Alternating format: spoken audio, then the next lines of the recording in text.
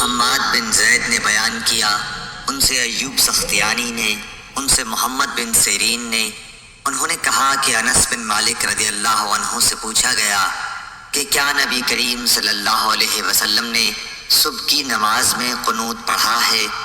آپ رضی اللہ عنہ نے فرمایا کہ ہاں۔ پھر پوچھا گیا کہ کیا رکوع سے پہلے؟ تو آپ نے فرمایا کہ رکوع کے بعد تھوڑے دنوں تک۔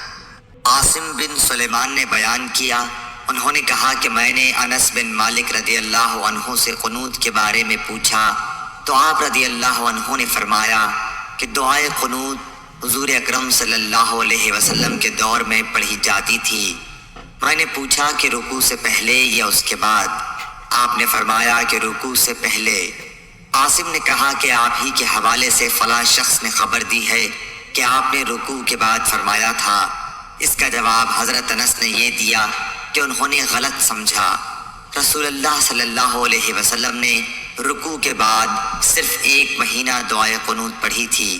ہوا یہ تھا کہ آپ صلی اللہ علیہ وسلم نے صحابہ رضی اللہ عنہم میں سے 70 قاریوں کے قریب مشرکوں کی ایک قوم بنی عامر کی طرف سے ان کو تعلیم دینے کے لیے بھیجے تھے۔ یہ لوگ ان کے سوا تھے جن پر آپ نے بد دعا کی تھی۔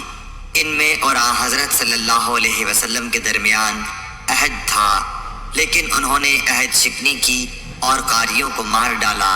تو حضرت صلی اللہ علیہ وسلم 1 مہینے تک رکوع کے بعد قنوت پڑھتے رہے، ان پر بد دعا کرتے رہے۔ عائدہ نے بیان کیا، ان سے تیمی نے، ان سے ابو مجلس نے، ان سے انس بن مالک رضی اللہ عنہ نے کہ نبی کریم صلی اللہ علیہ وسلم نے 1 مہینے تک دعائے قنوت پڑھی اور اس میں قبائل رعل و زقوان پر بد دعا کی تھی۔ خالد حذا نے خبر دی، انہیں ابو قلابہ نے، انہیں انس بن مالک رضی اللہ عنہ نے۔ آپ نے فرمایا کیا حضور صلی اللہ علیہ وسلم کے عہد میں قنوت مغرب اور فجر میں پڑھی جاتی تھی؟